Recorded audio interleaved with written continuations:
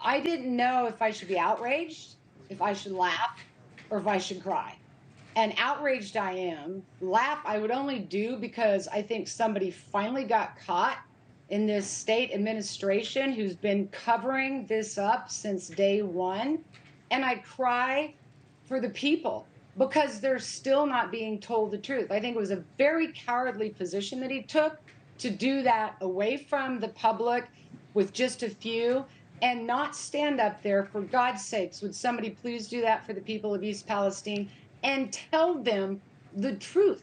Yeah. This is their health and welfare at stake. So I found that video, that audio, disturbing. Yeah, when he says it's just us, right, talking around the table, he clearly doesn't know he's being recorded, and he clearly doesn't want his remarks to go any further.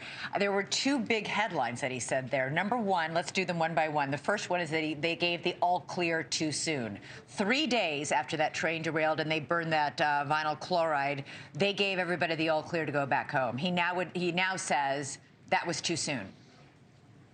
That was too soon. That was a huge mistake. That was an open burn of unknown chemicals that they still don't even know what the chemicals are or aren't. I think that they're not looking for some chemicals.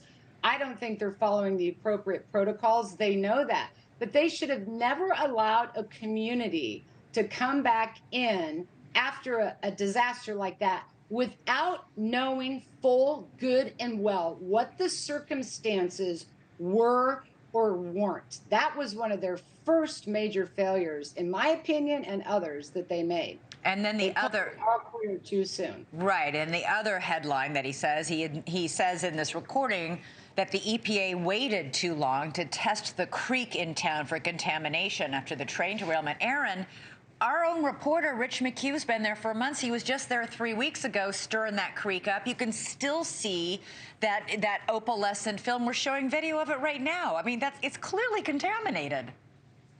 You know, it's been that way since day one, and I was out there in the very beginning, and even I and other reporters, you could smell it. Your eyes would burn, and you would have rashes, itchy skin, a plethora of things were going on. So from the get-go, but you know, Elizabeth, this is something that really irks me, and I don't know any other word to say to you other than irks me.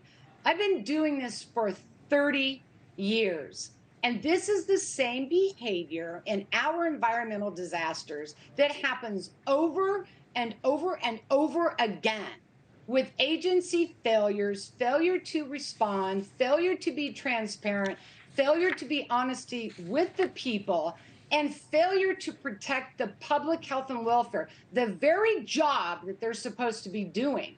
And this is truly a definition of either insanity or stupidity. Because for 30 years, these agencies, we're watching it play out live. You're showing it of what they do and the lengths they go to cover up environmental disasters, what the real chemicals are, and what the future outcome is going to be for the people, their families, and their children. I just cannot believe that we are still acting this way in this country in 2023. Yeah, I was really bothered by something when he said, oh, I think the groundwater's okay right now, but ask me again in 10 years. What is he talking about there, Erin?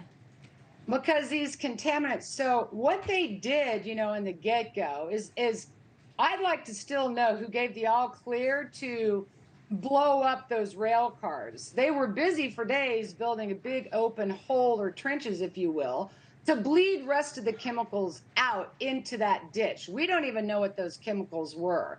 And then they had the bright idea to set it on fire. Well, that turned bad.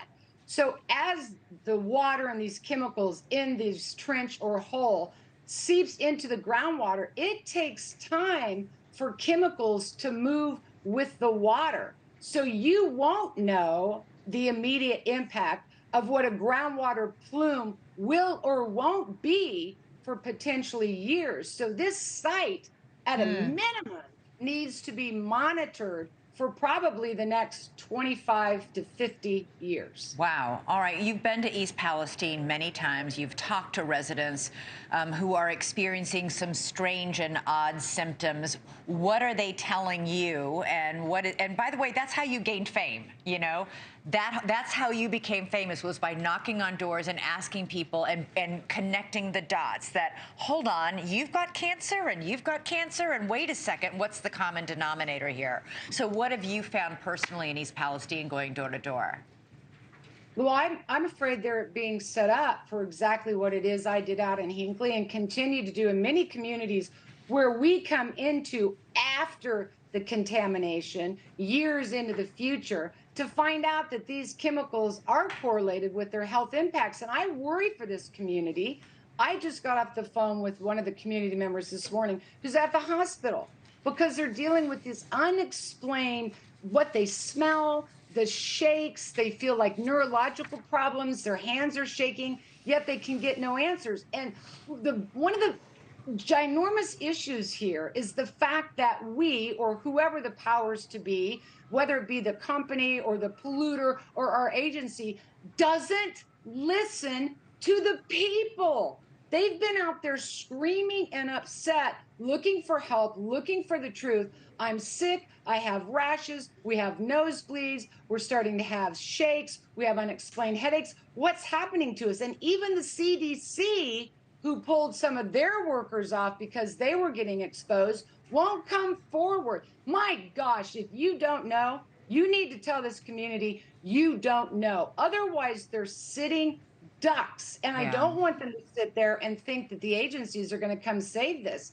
That's just not what's going to happen. So I cannot share with you enough how disturbed I am as the person on the ground for 30 years that this type of oversight, regulatory failure, lack of transparency, and flat out lies is happening to communities when it is their life at stake. It's BS. Erin Brockovich, your passion really comes through. Thanks so much for watching. Go to joinnn.com to find NewsNation on your television provider. And don't forget to click the red subscribe button below to get more of NewsNation's fact-driven, unbiased coverage.